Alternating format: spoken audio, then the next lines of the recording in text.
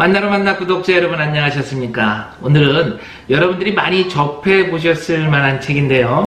브루스 윌킨스 박사의 베스트셀러인 이 야베스의 기도를 데뷔해 보도록 하겠습니다. 부제로는요, 내 삶을 채우는 원리입니다. 이 책이 출판되자마자 3개월 만에 400만 부 이상 팔려나가서 베스트 1위가 되었던 그런 책이죠. 지금 아마 800만 부 이상 팔린 걸로 제가 알고 있습니다. 야베스는 유다의 자손이고요. 귀중한 자다라고 성경에 씌워져 있습니다. 야베스의 뜻은요, 비통한 자, 슬픔을 만드는 사람, 그러니까 고통 가운데 태어났다, 이렇게 우리가 유추하는 거죠. 그의 어머니가 이름을 준 것 보니까 아버지가 안 계신 것 같다, 이렇게 또 추정을 합니다. 더 이상의 정보는 없습니다. 야베스의 삶의 모습을 우리가 알 수가 없어요. 그런데 왜 우리는 이렇게 야베스의 기도에 이토록 열광을 하는지 모르겠습니다. 그 덕에 CCM도 막 히트를 치고 그랬죠. 역대상 4장 9절, 야베스는 그의 형제보다 귀중한 자라. 저자는 이렇게 해석을 합니다. 야베스는 하나님을 위해 더 나은 사람이 되기를 원했고 더 많은 일을 하고 싶어 했다. 그리고 10절에서 볼 수 있듯이 하나님께서는 그의 구하는 것을 허락해 주셨다. 글쎄요, 구절을 다시 한번 보면요, 원래 그냥 귀중한 자다라고 쓰여져 있습니다. 그런데 그 귀중이 혹시 어미 뱃속에서 힘들게 나왔기 때문에 귀중한 것은 아닐까요? 저자의 말대로라면 그의 이름이 왜 야베스, 슬픔을 만드는 사람일까요? 우선 그 야베스가 나온 성경 구절을 한번 읽어보고 우리가 말씀을 나눠보도록 해야겠습니다. 역대상 4장 9절에서 10절이죠. 야베스는 그의 형제보다 귀중한 자라. 그의 어머니가 이름하여 이르되 야베스라 하였으니 이는 내가 수고로이 낳았다 함이었더라. 야베스가 이스라엘 하나님께 아뢰어 이르되 주께서 내게 복을 주시려거든 나의 지역을 넓히시고 주의 손으로 나를 도우사 나로 환난을 벗어나 내게 근심이 없게 하옵소서 하였더니 하나님이 그가 구하는 것을 허락하셨더라. 여기서 아레오라는 말은요, 히브리어로 카라라고 해서요, 여러분 잘 아시는 성경 구절 있죠? 예레미야 33장 3절, 부르짖으라, 너희는 내게 부르짖으라, 부르짖으라와 동일어입니다. 그러니까 이 부드러운 기도가 아닌 아주 간절하게 강하게 기도를 했을 것입니다. 야베스의 기도는요, 4가지 기도로 요약이 됩니다. 첫 번째, 주께서 내게 복을 주시려거든.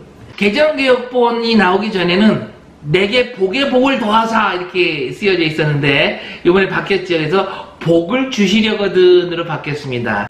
이 예전 성경을 보면 복을 많이 달라고 땡깡 피우는 그런 야베스로 보이는데요, 이번에 번역된 내용의 느낌은 상당히 좀 다르죠. 하나님은 언제나 우리에게 복 주시기를 원합니다. 그것도 그냥 주시는 게 아니라 차고 넘치도록 주시기를 원하죠. 복 주시는 것은 하나님의 본성이다. 아멘입니다. 복에 대해서는요, 저도 하고 싶은 말이 상당히 많이 있습니다만, 저자 역시도 이제 복의 개념에 대해서 이 흔히 말하는 그 기복적인 복을 아주 신경을 써가지고 주의하고 있다라는 것을 제가 느꼈습니다. 야베스가 구하는 복은 우리가 원하는, 우리를 위하여 구하는 것이 아니라 우리를 위해 하나님께서 원하시는 것에 레이저처럼 초점을 맞추어 광선을 비추며 그 이상도 그 이하도 되지 않게 하는 것이다. 이 무슨 말인지 이해하셨나요? 앞의 말은 이해가 되는데 이 뒤의 말은 저도 좀 헷갈립니다. 두 번째입니다. 나의 지역을 넓히시고, 이전 성경에는 지경으로 나왔는데 이제 개역개정판에는 보니까 지역으로 바뀌었습니다. 저자는 이 지역을 이렇게 설명을 합니다. 지경을 넓혀달라는 야베스의 기도의 두 번째 내용은 하나님께서 당신의 삶을 넓혀주셔서 하나님을 위해 더 큰 영향력을 미칠 수 있게 해달라고 요청하는 것과 같다. 원어를 모르고 선한 마음으로 그냥 읽으면 당연히 야베스는 그 저자가 말한 이런 마음으로 기도를 했을 것이다 라고 상상할 수 있을 것 같아요. 그런데요, 잠깐 우리가 원어를 좀 봐야 할 것 같습니다. 신명기 19장 14절을 보면요, 네 하나님 여호와께서 너에게 주어 차지하시게 하는 땅, 곧 네 소유가 된 기업의 땅에서 조상이 정한 네 이웃의 경계표를 옮기지 말지니라. 여기서 이 경계표가요, 아까 말한 그 지역과 같은 단어인 것입니다. 그러니까 땅의 경계가 확실합니다. 원어대로 해석을 하자면 땅의 경계표를 넓혀달라라는 말이죠. 다시 말해서 내가 땅을 더 가지고 싶다라는 이야기인 것입니다. 이것은 하나님이 정해주신 거예요. 그리고 이 지경은요, 이 지역표, 이 경계표는 사람이 옮겨서는 안 되는 것입니다. 당시에는요, 토지 매매 자체가 아예 불가능했어요. 돈이 급한 경우에는 그 땅을 맡기고 땅을 이렇게 빌리는 형식을 취했지만 그것도 신년이 되면 다시 다 돌려주어야만 했습니다. 농경사회에서 땅은 곧 생명이기 때문인 것입니다. 그런데 야베스는 그 땅을 더 달라고 지금 하나님한테 기도를 하고 있는 것입니다. 저자 역시 원어를 모르는 사람이 아니기 때문에 이렇게 글을 또 씁니다. 야베스가 한 기도의 내용과 결과를 통해 우리는 그의 간구 속에는 그저 단순히 더 많은 부동산을 구하는 그 이상의 바람이 들어있음을 볼 수 있다. 그는 이스라엘의 하나님의 명예를 위해 더 많은 영향력과 더 많은 책임, 그리고 더 많은 기회를 원했다. 정말 이스라엘 명예를 위해서 더 큰 땅이 필요했을까요? 더 큰 교회, 더 큰 신자를 원하는 교회 담임 목사님의 기도와도 같은 느낌이 드는 건 저만의 착각일까요? 이런 기도가 교회의 대형화를 만들어냈고 한국교회의 그 세속화에 큰 악영향을 준 것을 우리가 부인하지 않을 수 없을 것입니다. 땅이 넓어지고 더 많은 책임감을 갖게 된다면 하나님이 더 크게 영광을 받으실까요?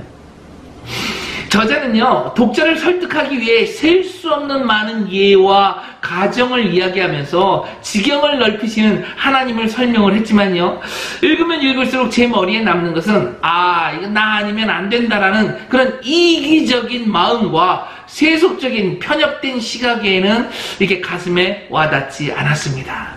세 번째, 주의 손으로 나를 도우사. 우리가 구한 축복은요, 어느 날 하늘에서 뚝 떨어지는 그런 기적적인 선물이 아니라 우리가 많은 수고와 고생을 한 뒤에 어려운 장애물들을 잘 통과한 뒤에 주어지는 것임을 기억해야 합니다. 이러한 과정 속에서 우리의 손이 우리를 도와주고 계심을 확신하는 믿음이 필요하죠. 야베스는요, 자기의 지경을 넓혀가는 데 있어서 주의 손이 함께 하셔야 한다는 사실을 확신하기 때문에 하나님에게 도움을 절실히 요청하고 있는 것입니다. 매일 아버지의 손길을 간구하라. 그리스도인에게 있어서 신뢰는 능력을 의미하는 다른 표현이 되기 때문이다. 이건 아멘입니다. 그런데요, 주의 손, 이것은요, 야베스뿐만이 아니라 성경 여러 곳에 나옵니다. 이 성경만 무려 47권이 나옵니다. 이 날마다 매 순간순간마다 주님과 동행하는 삶이 이 만나러 만나 TV 구독자님에게 함께 하시기를, 가득 하시기를 축원합니다. 그런데요, 주의 나라와 주의 의를 위한 기도가 아닌 이 땅에서의 나를 위한 기도, 그런 기도를 하면서 주의 손이 함께 하기를 바라는 그 기도 역시 이기적인 기도는 아닐까요? 자, 네 번째랍니다. 나로 환난을 벗어나 내게 근심이 없게 하옵소서. 다른 번역본을 보니까요, 내가 남에게 고통을 주지 않게 해주시옵소서, 이렇게도 해석이 가능하다라는 것을 제가 또 발견을 했습니다. 그의 이름이 야베스지요. 태어날 때부터 어머니에게 고통을 줬죠. 그래서 그가 기도하는 것이 혹시 이제는 내가 남에게 고통을 주지 않는 자가 되게 해주세요 라고 기도하진 않았을까? 또 그런 번역도 있다는 것 외에 다른 얘기를 해보겠습니다. 우리가 이 땅에 사는 동안에 환난과 고난이 끊이지를 않을 거예요. 그 환난과 고난은 생각지도 않은 곳에서 터져나옵니다. 하나님의 뜻대로 살았는지 안 살았는지와 관계없이 여러 종류의 시련들은 급습을 합니다. 그런데요, 저자는요, 죽음 앞에선 검투사와 같은 기도다라고 이것을 이야기합니다.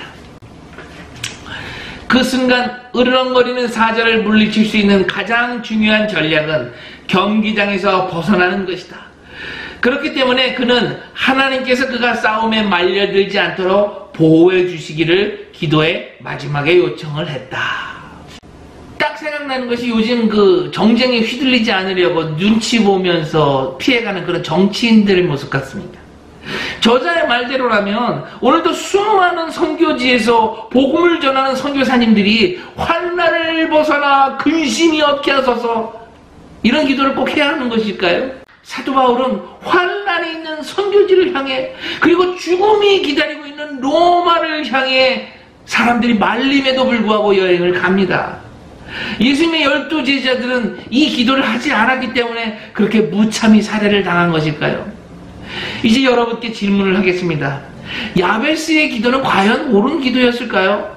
그가 옳은 기도였다라는 증거는 하나님이 그가 구하는 것을 허락하셨더라 라고 쓰여져 있기 때문이라는 것인가요? 그렇다면 제가 다시 한번 여쭤보겠습니다. 하나님은 옳지 않은 기도에는 절대로 응답을 주시지 않는다고 여러분 확신하십니까? 이 이야기는요, 다음번 제가 히스기야의 기도 편에서 한번 이야기를 다뤄보도록 하겠고요. 사랑하는 만나러 만나 TV 구독자 여러분, 예수님은요 우리에게 주기도문을 가르쳐 주셨습니다. 야베스의 기도문이 그런 축복 기도의 표준이 된다면 신약에 나오는 주님이 가르쳐 주신 기도는 뭐하러 가르쳐 주셨을까요? 그리고 우리가 교회에서 날마다 주님 가르쳐 주신 기도를 왜 외워야 하는 것일까요? 성경에 나온다고 해서 마음에 드는 그런 한두 마디의 기도를 뽑아서 모든 그 기도의 원칙으로 삼아야 된다, 이런 착각은 삼가해야 하는 것입니다. 영적 이 말씀의 편식, 이렇게 이해할 수 있을 것 같아요. 우린 야베스의 삶이 어떠했는지, 야베스의 기도를 왜 들어주셨는지 우린 확실히 알 수가 없어요. 그러므로 내 마음대로 짐작을 해서는 안 되는 것입니다. 하나님의 관계는 상관하지도 않으면서 어떻게 하면 나의 기도를 들어주실까, 이거에만 관심이 있다면 여러분은 아직 하나님이 기뻐하시는 기독교인은 아닌 것입니다. 응답되는 기도를 찾으려 하지 말고 주님이 뭐라 하시는지 오늘도 기도 속에서 나를 돌아보며 묻고 듣고 순종하는 그런 하루하루의 삶이 되시기를 예수님의 이름으로 부탁드립니다. 주님, 내 뜻은 땅에 떨어지게 하시고 오직 주님의 뜻만이 이루어지게 하소서. 할렐루야.